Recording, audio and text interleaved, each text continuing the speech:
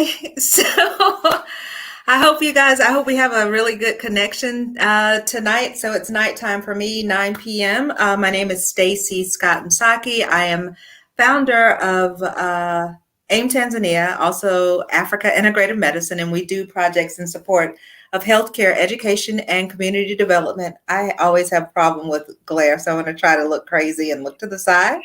But so joining me today is Anandini Wadera. She's an acupuncturist who lives in California, and she's the lead acupuncturist on our Safe Mother Initiative project. So she came up with the whole project, and we're going to talk about that a bit today and also about women's health issues. So just to tell you a little bit about Anandini, she specializes in women's health care. So that's why she's over this project, and I'm going to allow her to introduce herself and tell you a little bit about herself, and then we'll go into doing question and answers, and then allow you to ask some questions if you would like them as well. So, Anandini?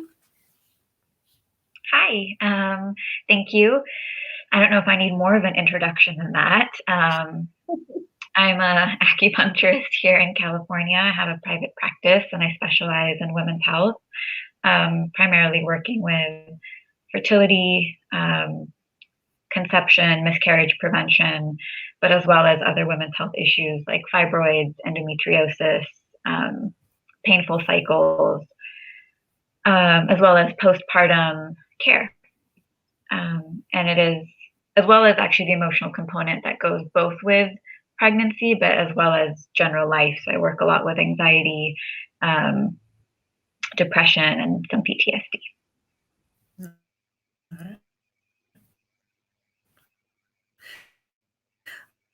Okay. Well, I'm really because of the pandemic. I hope, let's see. Okay, you're back. So I know it's my stuff, but I was just saying that we've had to make a lot of changes because of the pandemic, but we're moving forward. So just happy to be doing that. So my first question is common challenges for women here are access to quality health care because they're located in remote villages. How can acupuncture and herbs and traditional Chinese medicine help with this issue? So Chinese medicine has the advantage of being low cost and a minimal resource medicine.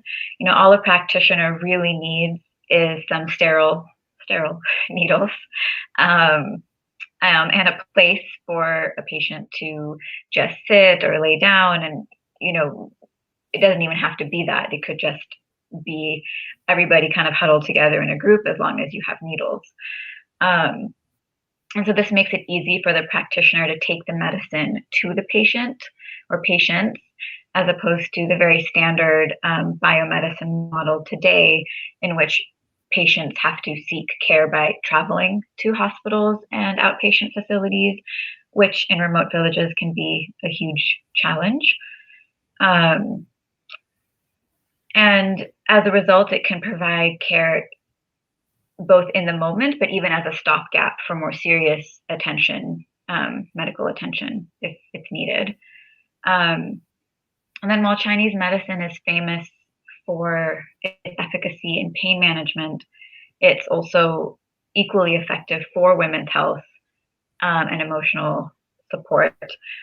But as a result, it's really helpful with women's health, pregnancy, miscarriage prevention, all of which are necessary in remote villages. You know, Stacey and I were talking about if someone is undergoing labor and it's preterm, then they're kind of in a difficult position. They don't always have the resources, the transportation, especially to get to a hospital early enough.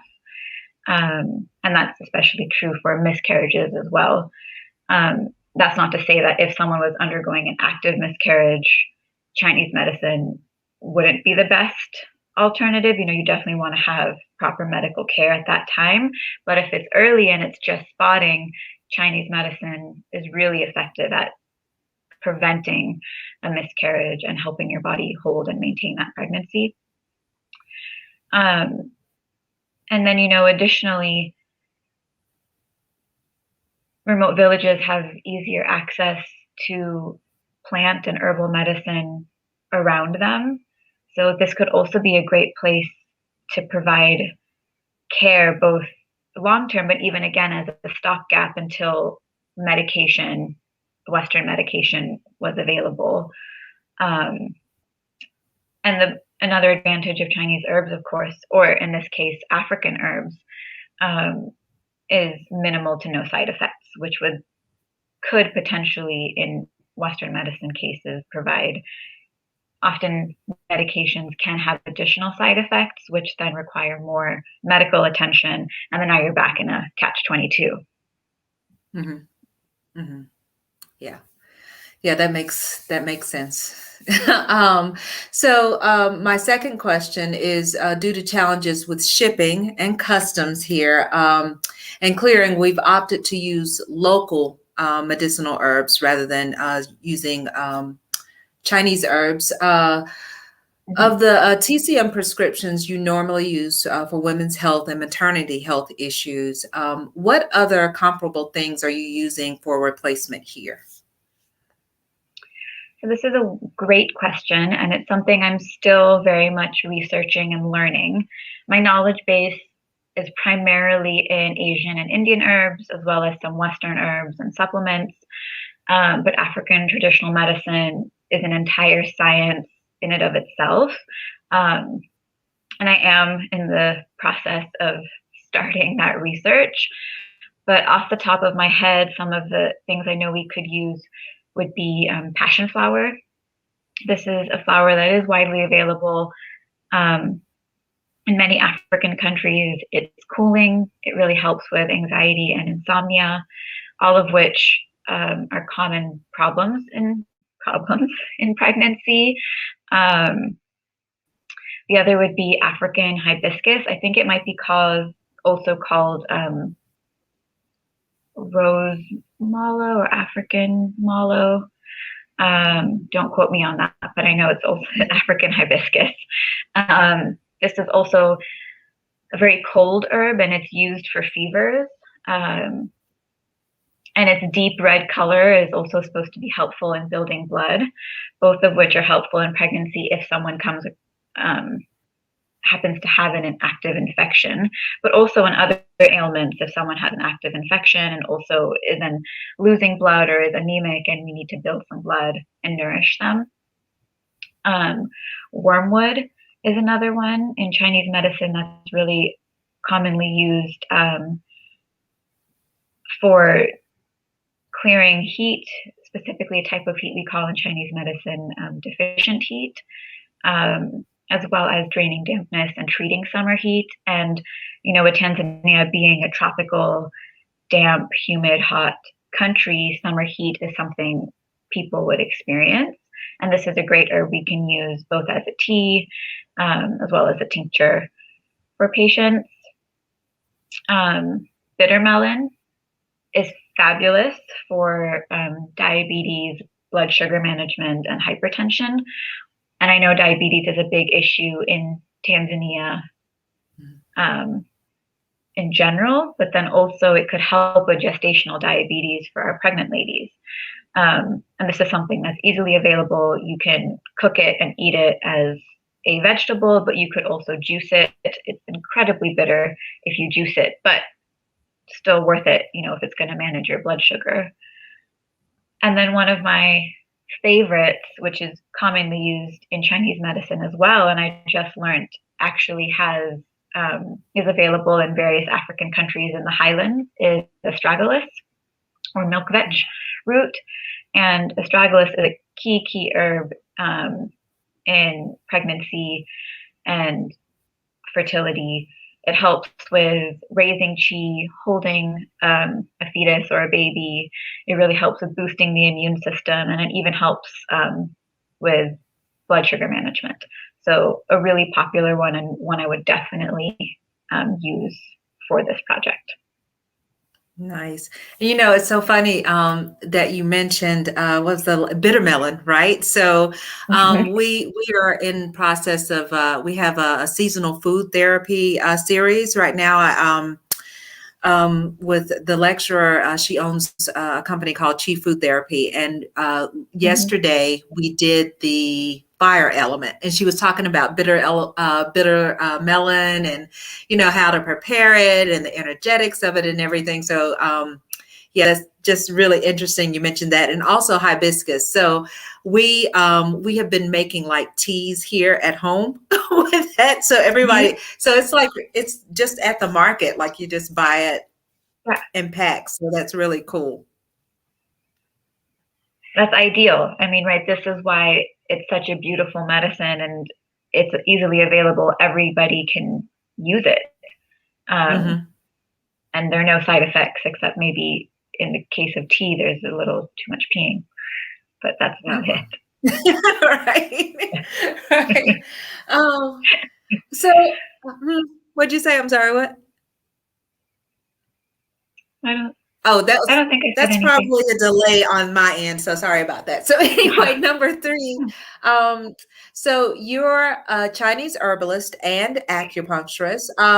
What made you choose women's health as your specialization? And because I know the herbs program is long and grueling, why did you choose to do both programs for your studies? So I have always been fascinated by women's health and women's physiology.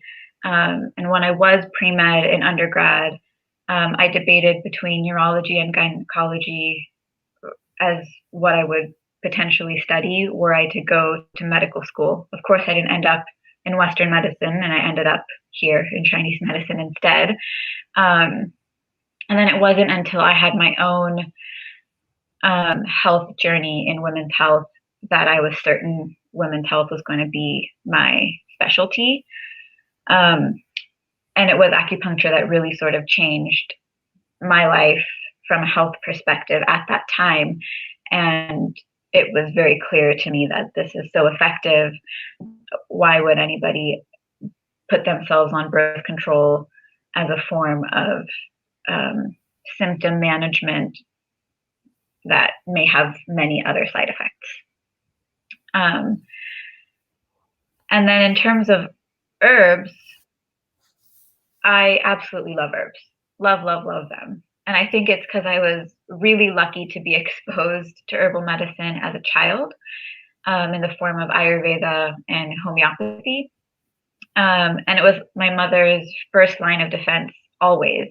And as a result, I often didn't need antibiotics or Western medication growing up. And it was, I think, this positive exposure that really made it obvious that I would study the herbal component once I went to acupuncture school. Got it. Okay, cool. I mean, I love herbs too. For me, like thinking about, finding a way to incorporate it into food, so you're just really fascinated with it that way because, you think about as you're growing up on this Western side of things, like all these different ways to make, salads and, to add it to your different herbs to food, but we don't even think of it like that. Like if you think of dill, you're just like, oh, I'm just adding that to my chicken or this soup or something. You don't think of it as an herb. So, I can really appreciate this medicine and what it brings to, healing, the whole healing component. So I likes it too. But anyway, my fourth question is, sharing intellectual resources is a key part of our outreach here. So because we have a community and practitioner educational component to the Safe Mother Initiative, can you tell everyone what sort of educational workshops you've planned? Yeah, absolutely. And I second just how important it is for the educational component of this program. We want people to be self-sufficient and be able to provide themselves with the care and have the tools they need, as opposed to depending on a practitioner all the time. And so some of the things that I'll be working with them on in terms of workshops are, menstruation according to the 4 phases. So according to the follicular phase, ovulation, luteal phase, and then the actual menstruation phase, what each of those mean, and then how that then reflects with living in accordance with nature and the 4 seasons, and how we want to take care of our bodies according to those 4 phases. The second would be breast health and massage. This is something that I think all women should be doing on a regular basis, especially in areas that are very breast cancer susceptible, so to speak, both in terms of learning how to just know what your normal is, how does your breast tissue vary throughout your cycle, and then learning to give yourself a detox massage as well, because our breasts store a lot of toxins because they're primarily fat, and toxins love to live in fat.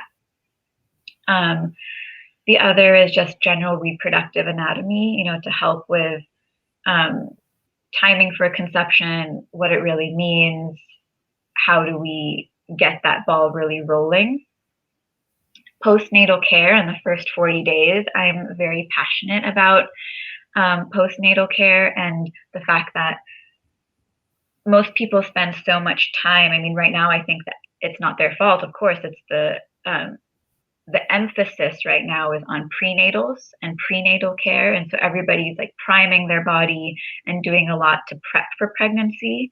And then once they're pregnant, there isn't the same kind of care put into maintaining the pregnancy. And there definitely isn't in Western medicine the emphasis on postnatal care, in which we really help bring your body back to balance so that you can go back to being healthy and living your best life, and living as, integrating that pregnancy seamlessly into your body. So many women feel that after pregnancy, whatever it is they're experiencing is their new normal. Incontinence is a big example of that. Pelvic pain or low back pain and sacral pain are very common, as well as, hormonal headaches or other hormonal imbalances, vaginal dryness or pain with intercourse. And all of these things can very much be addressed as part of your labor prep and postpartum care. And I really like to emphasize that. The other is miscarriage prevention and helping with turning a breech baby.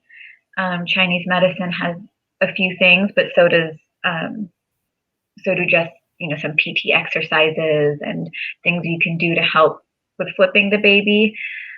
They are quite effective, provided there's enough space. If we find out that the baby's breech too late, then of course it's much harder to turn the baby naturally. And then the last that I'm excited about to teach is Qigong and meditation, great for anxiety, for stress management, for insomnia, and even just helping with the pregnancy itself. I think a huge missing component is the mind-body connection, and really visualizing the pregnancy you want, visualizing the birth you want, visualizing the kind of mother you want to be, and incorporating all of that into the perinatal and postnatal care package. Nice. I think that's, it was like a few years ago, we were trying to do a bit of a focus on empathetic care. And I think like what you're talking about like fits directly into that. And I'm glad that you're doing that with practitioners here as well to, focus on what the women are feeling, and that whole thing about envisioning what sort of mother you want to be is like a totally, like a different concept. You're just thinking about getting that baby out, and let's get back to, our lives as normal as we possibly can. So this whole caring component and support system, like, educating the people around these mothers, I think will resonate really well in our community. And for those who are, like maybe this is your first time listening to us, our village has over 10,000 inhabitants. Of course, we won't be seeing 10,000 people, but news carries, and we this is a pilot program for us, the Safe Mother Initiative, but we hope to continue this, annually and reach more and more people. So I really appreciate Anandini even coming up with this whole project and her partnership on this. So, so my last question, or is it? No, it's not my last. Next to last question. So, you specialize in women's health. For those who may be experiencing challenges with conception or carrying full-term pregnancies, when would you recommend that they see a TCM practitioner, and how can that help? So I recommend seeing a TCM practitioner as soon as possible and including them as part of your pregnancy fertility journey. Chinese medicine really helps to regulate the menstrual cycle and the hormones. It helps with ovulation and helping ovulation become regular as well. And it can help with implantation. But it also helps strengthen your spleen qi and build blood, both of which, according to Chinese medicine, are crucial in supporting a pregnancy to term. And, it also helps with blood flow and circulation, so it can help prevent varicose veins. It can help with feet swelling. It can help reduce heartburn, which is an incredibly common thing in pregnancy, both in the first trimester and then often in the third trimester as you get really close and like all your organs are all squished. So it definitely helps with a lot of these common complaints during pregnancy, but as well with building blood and nourishing your reproductive system to help with conception itself. And if you've had any history of miscarriage, or if you're trying to conceive and have irregular cycles or missed ovulations, or even, cases of fibroids and endometriosis, acupuncture can support. Sometimes if you have really severe cases of fibroids and endometriosis, you might need additional medical care, and acupuncture will be a wonderful complement to that. But if your fibroids are not placed are located in a place that would prevent pregnancy altogether, then acupuncture in and of itself could be sufficient. Nice, nice. And for those who may be looking for an acupuncturist, you can go to the website for NCCAOM. And I think they're listed within the specialty as well, so that you know that they have the proper credentials and everything to be able to help you and to be able to work in tandem with your healthcare practitioner or therapist, your PCP, or however, whoever you have, like your team, to round out a really nice team to help you have, the best health, reproductive health possible. So thank you for that. And my last, I was just going to second the fact that I love that you use the word team, because I really think it takes a team for all of this. Sometimes you need the fertility specialist. Of course, you need an OB, acupuncturist, an herbalist, a physical therapist. I can't emphasize enough how important a pelvic PT person could be for you during pregnancy, both for pain management during as well as postpartum. Yeah. And I wonder, I need to check around. I know there are physical therapists here, but I've never heard of one who specializes in, in pelvic. So, yeah. So I want to check on that. Yeah.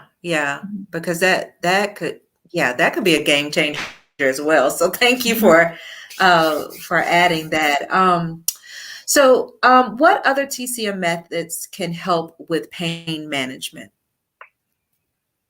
So Chinese medicine, often most associated with needles, and yes, of course, a huge part of our practice is acupuncture and needles, also has various other tools, all of which can help with pain management. Some of the most common are cupping and gua sha. I think Michael Phelps helped make cupping very famous. And a lot of Yeah. PTs tend to use cupping as well. And this is just a wonderful way to increase blood flow, bring nutrients and antioxidants into a point of pain or injury, and therefore allow your body to heal itself. Gua sha is our scraping technique, and it has a similar approach in which you use a